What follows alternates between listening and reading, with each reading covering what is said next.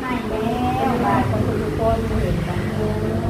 แต่ไม่มีอะไรเด้อใจคนตาเด้อ มีรางวัลที่1เด้อ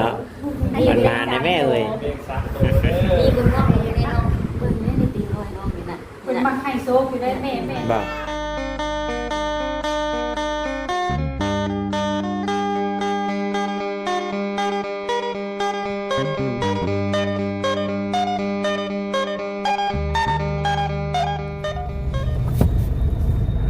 พี่น้องเนาะเปิดภาพขึ้นมากะนั่งอยู่ในรถในรางเนาะอยู่หน้าตลาดแรงตอนนี้พี่น้องเลยทางแม่น้องมินนี่เพิ่นกำลังลงซื้อเครื่องเนาะจังใดก็ขอกราบทักทายสบายดีเด้อพี่น้องเด้อเนาะ FC กันเบิดสุขสุขคนเอาไว้ทางฝั่งลาวฝั่งไทยเด้อทางต่างประเทศนำกันยินดีต้อนรับเข้าสู่ช่องของบ่าวตาบ้านเฮาคือเก่าพี่น้องเลยหลังจากกลับขึ้นมาแต่สวรรค์เนาะเมื่อเช้านี้ก็พาทางสาวเมย์ลงไปได้ถวายเทียนเขาพรรษาให้กับทางพอหักหรือว่าพอเลี้ยงเนาะอยู่ทางสวรรค์พี่น้องเลยแล้วก็เบะพระธาตุอิงหังก็สิไปเฮือนสาวซุกน้ำพี่น้องเนาะวันนี้ก็สิพากันไปลินน้ำสาวซุกหรือว่าทางน้องออโต้พี่น้องเนาะ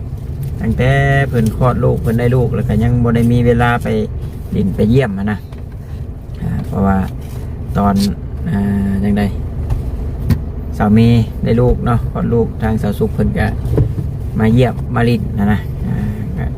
ผมมีโอกาสผมมีเวลาจักเทื่อบ่ตายเองก็ได้เอาว่ะมื้อนี้แหละบ่ได้ออกไปเวียก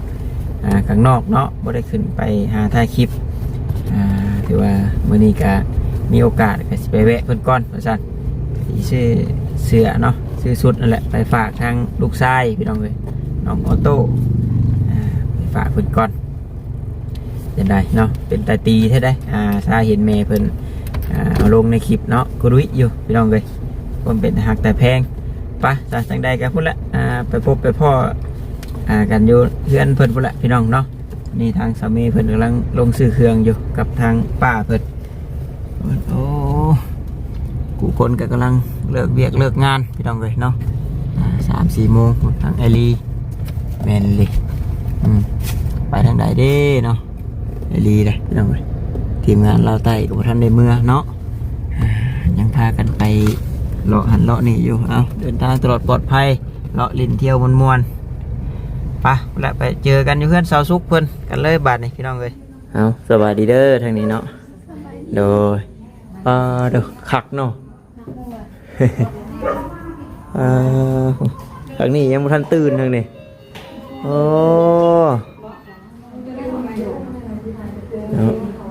โดยสวัสดี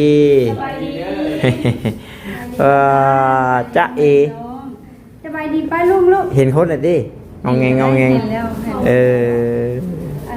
เดือนเต็มโอ้3 เดือนแม่ปิดตีขนาดโดยสวัสดีซื้อสูตรมาฝากด้วยว่าสีขาวบอกโน้ขึ้นขนาดเปิดใหญ่ไวดีป้าลูกเรียกทำอะไรทางนั้นสลบนั่นน่ะเอามาตาเอาเบาะนั่นต้องเอาเบาะอันนี้มานั่งได้ป่าได้เฮ็ดหมูกูจูดด้วยเดี๋ยวชื่อเพิ่นยังว่านี่ไปตอนนั้นขี้หัวยังเต็มเยอะขี้มินเต็มหัวโผล่นะจะขี้มินไม่ได้อีแสน2 เดือนไม่บอกไปเนาะประมาณเดือนปลายยังนอนบริทีเพิ่นเนาะแค่นี้เจ้ายังคาล่ำอยู่บ่ยังคาล่ำกินนมแม่เลยคาล่ำหลายอย่างแม่นนะกินนมหมอเอง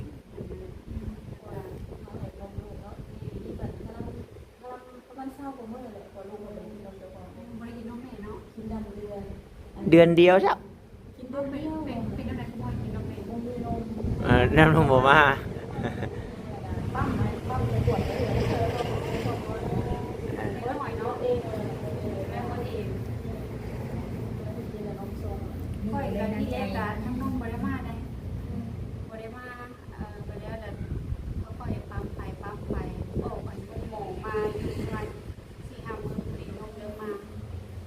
พิ่น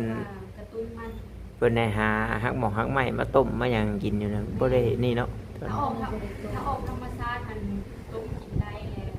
นมมันมากหลายเนาะค่อยอันผ้าบ่ได้กินได้น้ำร้อน แต่ว่าส่วนหลายกินเป็นน้ำแบบปุ้นๆเครื่องเย็นทรงสมุนไพรบนนมกินมันมาแล้วพันจะได้หยุดปั๊ม2-3 มื้อนมเริ่มอดบาดจนจะไข้มือนั่นน่ะนมฮดนมบอนมาลองปั๊มเบิ่งได้แต่อ่อนเดียว2อ่อนจากที่ว่าเคยปั๊มได้6-7อ่อน แม่ต้องได้ขาวลำเอาบัดเนาะกินสมหลายก็พิษกินหวานหลายก็พิษบ่ได้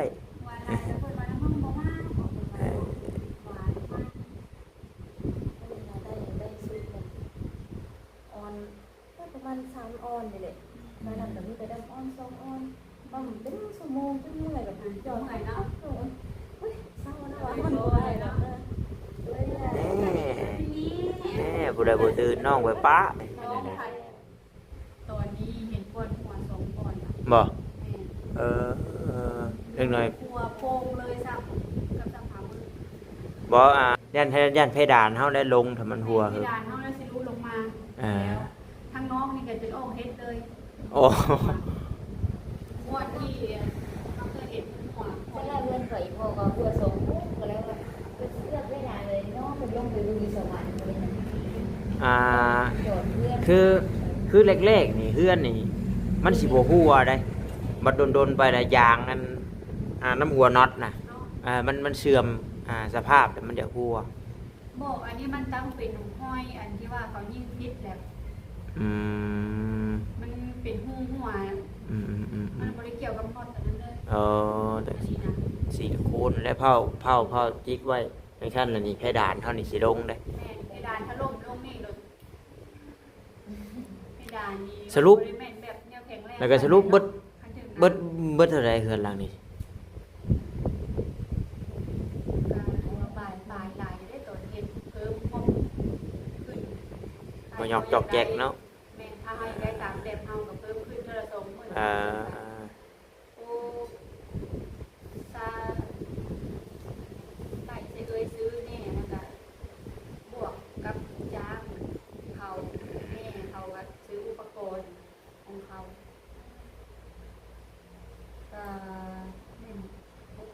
700,000 บาท บ่ยอมเนาะ รีโนเวทได้ดีไหมรีโนเวท กระเชิญสิแบบเริ่มขึ้นมาใหม่เนาะในเฮาหลุดยึดขึ้น100,000เหมือนนี้เฮาจ่ายแต่เขากับโบบ่ให้เต็มแสนบ่ให้แต่90,000บ่ให้ เบิ่ง จ่าย ในคลิปแต่ว่าเบิ่งบ่ได้จบเบิ่งคร่าวๆไป มันเป็นเรื่องเป็นพวกกันย้อนนะเพ เจอ ราะว่าเฮายังให้แก้หลังคาให้เด้แต่ทางฝ่ายบริษัทว่ามันยังบ่ได้หัวจะให้มาแก้ได้ไดเพิ่นว่าคิดไปหลายโพดมันบ่หัวดอกเพิ่นว่าคือธรรมดาสักนี้หันร่อนนี้หันเพิ่นว่าไปมุ่งกับบ่แจ้เพิ่นว่าในนี้ คือความหมายตอนนั้นแบบยังบ่แม่นหน้าพ้นเนาะช่วงนั้น แต่บัดนี้เฮาแล้วว่าเฮาเบิ่งนี่มันสร้างที่ดีฝีมือมาเฮ็ดมันหลายเฮาจะให้แก้หลังคาเพราะว่าเฮาเหมือนได้มันเสียหายหลายในภายหน้าแล้วที่ด่านทะลุลงมาถ้ามันหัวโอ้ยมันบ่หัวเลยเนาะแต่ว่านี่นะแล้วบัดนี้เห็นบ่ปีแรกที่ขึ้นอยู่อันนี้หัวแล้ว ยังบ่ได้อันว่าผ่านหลายผลใช่มั้ยนี่ กันหลายคนยันกระป๋องกระแปกแบบตายเลย น่าข้อเสียกันนี่แหละเพดานเฮานี่สิลงก่อนแล้วก็กับเช็ดให้เล็กเฮาน่ะกินสนิมได้บัดกัดก่อนไปเรื่อยๆได้แต่มันหัว ปีแรกที่ขึ้นอยู่เจออันนี้ยังพันบอกเลยสักได้ห้องจุ่มข่อยก็จักมันสิลุใส่หัวมื้อใดโยกโซดอยู่มันพระอันน่ะพระเข้ามาย่านเดียวนี่แหละฉันบอกเฮ็ดเฮือนคู่มื้อนี่เนาะโอ้บ่ไหวเฮ็ดเฮือนคู่มื้อนี่ ซาเห็นหลายคนคือเจอไปเจอ แม่ บ่เกิดน้ำตาได้สีตลอดแบบน้ำตาเนาะอันนี้มันคนน้ำตา แล้วก็งานเก๊ที่กับบ่มีพยายามมาทำแลเนาะพี่ มันยากงานเกะ อันทางบริษัทนะจนว่ายอมเสียสัจจะว่าบ่มีความสามารถมาแก้ใด อืม อย่างว่าบ่ให้เขาจ่ายเงินเอียงค้างอยู่นะ อืม แม่มาเบิ่งเพิ่นเอาสร้างมาเบิ่ง5-6คนมาเต็มรถสร้างที่ว่าเพิ่นไปหามาหั่นบ่แล้วพระเจ้ามาเบิ่งขึ้นเบิ่งแล้วพระเจ้าว่าถ้าแก้นี่ให้ด่านมุ่นเบิด เออ พระเจ้าว่า อันนี้แหละเพื่อจะเป็นเพื่อนหลังหนึ เจ้าง มันเล็กติดกับอันเขาเกาะลงมาขนาดเกาะลงมาใช้เพดาน เออ มันต้องล้าวเบิดหลังคานี่แล้วบ้านนี้ทางนั้นแล้วว่า เจ้าสีเฮ็ดบ่ถ้าว่าหลังคาแตกทางบริษัทนี่บ่ได้รับซอฟเด้อมีผ้าเพดานแตกนะเฮารับผิดชอบแต่หลังคาคันผ้าเพดานจะแตกเฮาบ่รับผิดชอบอ่ะมองอยู่คือเป็นเปรตเนาะว่าเฮาแล้วอันรับผิดชอบอันแก้หลังคา ตัวเพดานมัน เพดาน มัน จะผัดบ่รับผิดชอบ มันหลีกเลี่ยงบ่ได้อยู่แล้วตัวเรื่องตกใส่เพดานตกอยู่แล้วว่าเศษเล็กเศษหยังเศษนู่นนี่นั่นมันต้องตกใส่อยู่แล้วเพราะเพดานทำมงไว้เลยเด้ แล้วบ้านนี้เพิ่นว่าอู้ทุกเถียงกันหลาย เออ เฮาก็ว่าจะต้องรับผิดชอบอยู่แล้วแหละว่าเพดานแตกมันก็เรื่องของเจ้าวันแก้หลังคาถ้าเจ้าบ่อยากมาเฮ็ดทางแก้แบบนี้เป็นหยังเจ้าบ่เอาสร้างเป็นเงินเป็นเว้นแบบนี้แหละทางนี้ก็ว่าอย่างนี้ ครับอันนี้ลงโตทุกอย่างแล้วบัดเนาะกับทางช้างอะเนาะอย่าติดของกันเลยที่เออ ตัดปัญหาไปแล้วโอ้คือสิบ่ได้มารับผิดชอบแล้วตัดปัญหา วันนี้มีหยังก็แม่นเสียเงินเองนะบัดนี้เนาะ พอเสียเงินอีกนี่ถ้าประเมินเบิ่งอีกหาเงินบ่ทันก็เลย อืม เพราะว่าคันเฮาได้แก้หลังคาเบิดนี่เพดานอีกเนาะระดับแบบ โอ้ย เอาไล่ 300,000บ่อยู่ เอาไล่เป็นกระเลบแหละเป็นไรนี่ก็ได้ ประมาณ300,000ทั้งหลังคาทั้งเพดาน มันต้องได้เฮ็ดเพดานใหม่หมดเลยเด้อถ้าเฮาได้แก้หลังคาน่ะ แม่มันรู้อยู่แล้วมันถึกอยู่แล้วเศษกระเบื้องเศษเล็กเศษหยังมันหลีกเลี่ยงบ่ได้ดอกอ่า แล้วก็แผ่นหลังคาก็ได้ซื้อใหม่ อืม แล้วก็แผ่นเพดานได้ซื้อใหม่พวกจับกับค่าสร้างเนาะน่า เน จะ อะ เป็น300,000 กระเบือนเรามันกว้างได้ออกไปเบิ่งข้างนอกมันก็ยาวได้อันนี้มันโตเพื่อนเฮ็ดได้นี่มันออกไปเบิ่งข้างนอกปุ๊บยาวเนื้อเกลือ คือเนื้อหอมบนน้ำดีมันเป็นโซนของเพื่อนเลย อืม ของนอนของนั้นมันเป็น3ของเพื่อน โอ้ยลืมแล้วว่านมมันสุกเนาะ เพื่อสิหาเงินได้3-4แสนอ่า กินขนมเลยอยู่ได้เลย แล้วเฮาสิหาเงิน โอ้ เฮาเป็นลูกจ้างมาเฮ็ดบ้านเนาะมาเฮ็ดบ้านมาแล้วบ้านบ่ผ่าน เองยังไง เสียใจเด้อ นี่ก็เนี่ยบ่ได้อยู่บ้านเนี่ยได้เฮือน มาโดดระเบิดเลย มาวันที่21เลย31ก็สิลงไปมันคืออยู่บื้อก็ลงไป โอ้สิกลับแล้วเนาะ รอให้รับก่อนกดงอน เอาขึ้นดูเบิ่งมัน อืมช่วงทำนี่แหละกำลังนี่ ปิดมือให้แม่ช่วงนี้นะกลางคืนนี่เบรกกันใหม่นะมัน เพราะมินนี่ โอ้ยให้ได้ลูกข่อยช่วง3 เดือนนี่3 เดือน ประมาณ1 5 3 4 เดือนโคตรมา ว่าขออนุญาตนั้นจะคือมีแนวเฮ็ด คือแบบให้ ให้ ปวดเนาะ ให้เล่กันนี่เขาเลย แม่จะอุ้มแรงไปหาแม่เฒ่าคนไห้กันเลย โอ้ให้การ คนเที่ยวบัดนี้เลยแบบแม่สะเราเอิ้นมาได้ว่านี่แหละอ่อนเลยบัดนี้นะเฮ็ดให้ตกใจแบบ คนมันให้คนเสียงดังขึ้นอยู่กับแต่ละคนน่ะนะซาลูกข่อยนี่เปลี่ยนไปแต่ละเดือนนะ หักเริ่มเป็น3-4 เดือนหักหักว่าคนนั้นพี่ แต่งขับกันเนาะ แม่ ทางนี้ขับเธอเดียวว่าจะลองแต่งขับอีกเทื่อหนึงอยากให้เพิ่นเศร้าให้เว้ย โอ้ อ๋อเป็นยุคช่วงตัวเองกัน ให้คือเห็นอย่างนี้นะน้ำตาเนาะแบบเบลอไป อยากไปเบิ่งเอาไปว่าแต่งขับบ่ดื้อให้แต่งอีกเทื่อหนึงไปเฒ่ากับย่า อืม อันนี้กันจนว่า3-4 เดือนจนแบบตรงไหนเป็นยุคช่วงเป็นตัวคนสบายใจตัวเองอะ เฮ็ดไปอย่างไรเสียหาย ใช่ในแรกเดือนนี้ ออนโซนั้นเดี๋ยวนี้เพิ่นบ่ให้ก็ได้กลางคืน อืม ถ้าว่าเฮาก้อมเพิ่นนอนประมาณ9 โมงแรงนี่เพิ่นสินอนยาวมัน5 โมง หาโมงเช้าเลย แต่ว่าลูกกินนมดีคือบ่ เขาเต้าให้คนกินแล้วก็ถอยออกแล้วมันก็ทับโต้บ่มือตาบ่ให้มีแต่ว่าวิธี อันนี้ก็ คือว่าโอเคอยู่ได้เดี๋ยว หมักอะไรนะ นี่เว้ย คือน้ำปลานมแล้วเนี่ยกินแต่กลางเว้น เอ้ยเบิดสภาพเลย คืนเพิ่นนอนยาวเลยบ่ เดี๋ยวนี้เลยยาวแล้วอันถ้ากันยาวประมาณ5 เดือนมันน่ะเพราะว่าเพิ่นเริ่มหาเงินกันคือเห็นด้วยในตอนยาว มาเบิ้ลตอนเว้นนะบัดนี้เทื่อสองเฮ็ดเว้ย น้องก้อง ไอ้นุ่มก็ ใครได้บ่ได้กินนมส้มแล้วเนาะ น้ำส้มปลาตั้งแต่คนได้ปีกว่าเอา ขับถ่ายยากว่าตอนนี้ วันนี้เข้าใจไอ้ของเบาตาแล้วก็ทำเองแล้ว อ้อยงออยู่แบบโอ้ อันนี้จนแบบโซ่ แม่ เรืองไว้นะ อันนี้ผัดส้มแต่เป็นคนกินได้เลยถึงไว้เนี่ยนะคนนะคนสมควรกินเนี่ยมันก็ลงรูปเลย แบบว่าตอนนั้นเนาะไปเห็นเบาตากับชาวเพเบาตากันจนแบบ สามโกน เอา เบาตากันจนแบบเพลียนะจนเมื่อยแบบก็ยังบ่เข้าใจได้ณตอนนั้นที่เบาตาเล่าให้ฟังกับชาวเพว่ายิงรูปแบบเป็นแบบนี้แหละ เป็นมาอย่าง เมื่ ว่า อยเพลีย เฮาได้นอนอยู่แต่ว่ามันผวาพะวงสินะแบบว่าลูกตีงบัดเฮาก็ได้ตื่นสินะลูกตีง ตั้ เฮาง แต่มีลูกเข้าสิหูเมืองหน้าจ้ะ อย่าว่าจะตีลูกตีก็เฮานี่ละหละละเลยแบบยันลูกความหน้าบ่ยันปีนตกเตียงบ่นั่นด้วยตีเลยแบบ ยันผ่าปกหน้า เอา น้อย ลองมาเจ็บเป็นลูกนะดีแล้วเพิ่นก็อีกบัดนึงก็ลูกโป่งคงเก่งมาจนบางทีก็ละเมอบอกอดีนะว่าลูกไห้ลูกก็ไห้จะละเมอจนละเมอเลยว่าลูกไห้ก็ปุ๊บบักขึ้นมาว่ะ อันนั้นน่ะเพิ่นแฮงแซวให้เอาอีกอยู่เอาอีกแล้วว่าเห็นได้ไล่กันโน้ให้ผู้นี้ป้านุ่งก่อนว่า ห่างกันจัก3 ปีพอดี อาชาในใจนี่คิดได้ผู้เดียวก็พอแหละอันนี้แต่ได้เพิ่นว่าอย่างน้อยก็เอาจัก2คนเลย ปีซะไป ห่าง6 ปีบ่ห่างกัน6 ปี แบบว่าเราไงคนพูดแล้วว่าแบบว่า พอเอาน้องเป็นเนาะ พอเอาน้องเป็นแบบปีกว่า แปล แล้ว ว่า น้องเหมือนแล้วซะ เห็นลูกเลยอะไรกันปีหัวปีแต่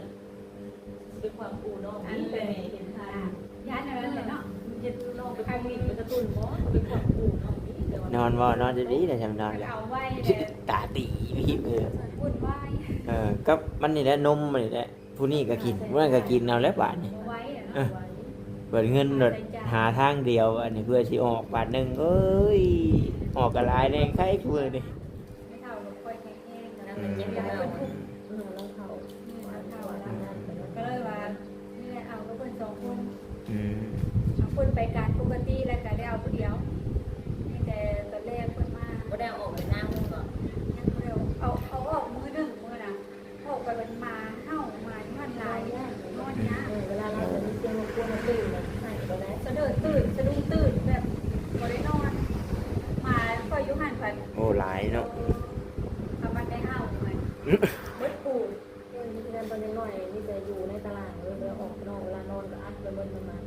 เย็นไก่ชั้นโลมาเห่านี่จะตื่นแล้วก็มีคือเป็นเน่าตอนนี้ได้มีคนนอน นอนยากมีใครคนใดตกใจนาฬิกาตื่นเสียงแกรุ่นสุดเดือน เต็มกดลำทางได้กันเนาะตื่น ถือใจพ่อเพิ่นแล้วเนาะได้ลูกชายเนาะนางยิ้มเบ้ยเบ้ยแล้ว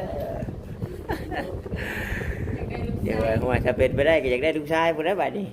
ได้แล้วลูกสาว สลับกันเนาะ เออ เนาะเบาตากับสามีได้ลูกชายให้เขาซุกต่อไปอยากได้ผู้หญิงไหม เป็นไปได้สลับใจ มันเวลาว่าจะซื้อกระทางกระดาษ มันก็แม่นอยู่ว่าแบบว่ามันจังบ่ขี้ข้านเลี้ยงสินะมันต่อๆกันนะคล้ายๆคือเบาเตียงสินะเห็นบ่ก็มันแล้วละพอดีอะไรเรียกันแต่ว่ากำลังทรัพย์เฮานี่แหละจะเว้าได้เว้าบ่เลี้ยงลูกใช้เงินกูมื้อนี้บ่มีเงินนี่บ่รอดโลด ค่าใช้จ่ายหลาย แม่น แพมเพิร์สกาเดือนหนึงกัน4-5ห้อง เดือน2ฮ้อซะนี่ใหญ่นี่ ใหญ่ๆแล้ว2 เดือนละ2นี่แล้วก็นมนี่6แก๊สต่อเดือนเบิ่งกว่ามื้อละแพ็คปลายแนวแพ็คหนึงมี4กล่องพูดบาทนี้มื้อละ2แพ็คปลาย เจ็ดกินเขาว่าเขา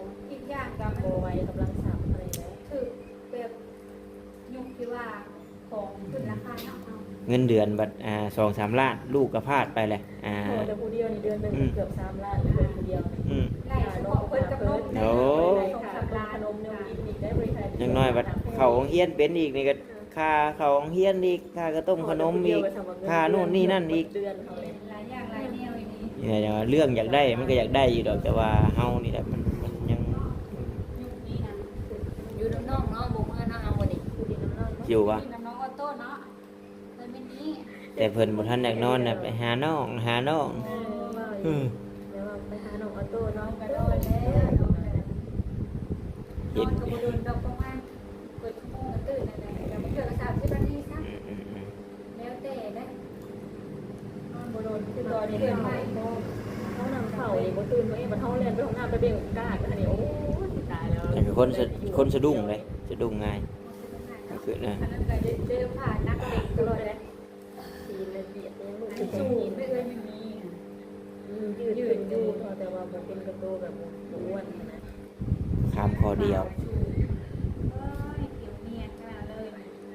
ลุกดับดีนะผมนะบางหน่อยผมนะบัญชานี่ผมหลอดประกอบอยู่เด้นี่แล้วนี่พอแล้วสิเกิดขึ้นใหม่ ผมบาง แถบ่โหลดแถว่าพอบ่อยแถโหลดให้เป็นเมซี่เนาะ ไว้อยู่แต่ว่าบางผมหนามาปกตายเลยแม่ตัดให้เดือนละเถื่อ แต่ว่าเมื่อสินอนละแรงจ้ะ รับมือน้ำรด เออ เพราะว่าจะนอนเลย เพิ่มรถทางรถเล็กน้อยเนาะไม่ได้เห็นกันจนเมื่อน้อง เอ้าตั้งแต่เพิ่นได้ลูก ตั้งแต่งานโด่งเนาะ นี่จะพูดเลย เดี๋ยวงานโด่งหน่อยนึง ก็บ่ได้มากับมันบ่ได้คอยผ่านทางนี้นะคอยนี่นะแต่เก่ามันเดี๋ยวนี้มีแต่ขึ้นทางดงเห็นนี่นะก็บ่ได้คอยผ่านบ้าง พอเห็นกันแล้วก็บึ้ดแต่แนวว้าว ว่า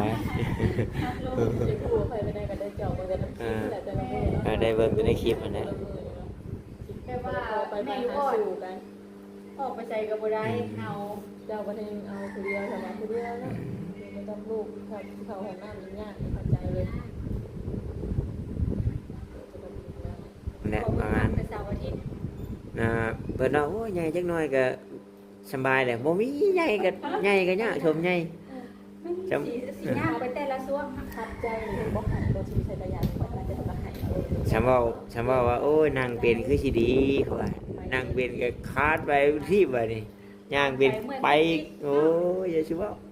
หลายอันหลายแน เดี๋ยว ว เจ็บพ่อเนี่ยบริการเจ็บบอกมาหมดเลยลูกเฮงเอาไปจิ้มไทยเด้อเฮงเอาไปจิ้มบริการเจ็บบริการยา อันนี้ก็ขี้โมอยู่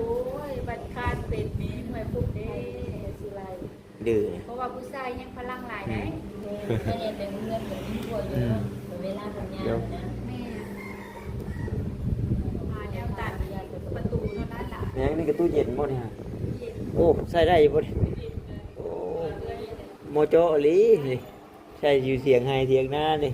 แม่ทำเลย เนาะขมักเดี๋ยว กันได้เลย เพราะว่าอันนี้มิวซิมิวกันนั่นเด้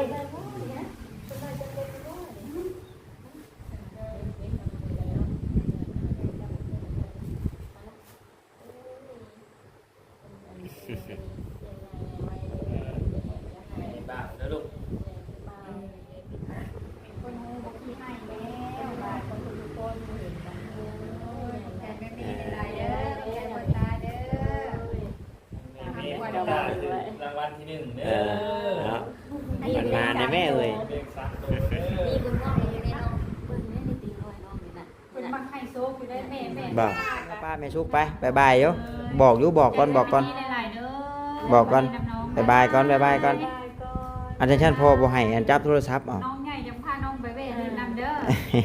ได้มากันดูดอกซิโนดินกัน ไปจากนั้นแหละโดยเอาสบายดีเนาะโดย สบายดีเด้อ โดย มีโอกาสมาดิกันไป การไปการมากับ ใจลายครับใจลาย ฮิปเลยตาฮิปแล้ว แป๊บเดียว จะหาไม่เท่าไวขนาดนี้กัน คิดฮอดเท่า ไปสวัสดีพี่น้องเลยเนาะจังใดก็คือจะได้ขอตัวจบคลิปก่อนนะว่าผิดพลาดประการใดก็ขอโทษขออภัยน้ำลายๆพาเพิ่นมาลิดน้ำน้องออโต้ว่าซั่นเนาะว่าบ่ได้มาเยี่ยมแต่โดดๆเนาะตั้งแต่เข้าจังใดแต่งุมแต่งงานพุ่นแหละมาหาเพิ่นเนาะโอเคเด้อพี่น้องเด้อสบายดีพี่น้องบ๊ายบาย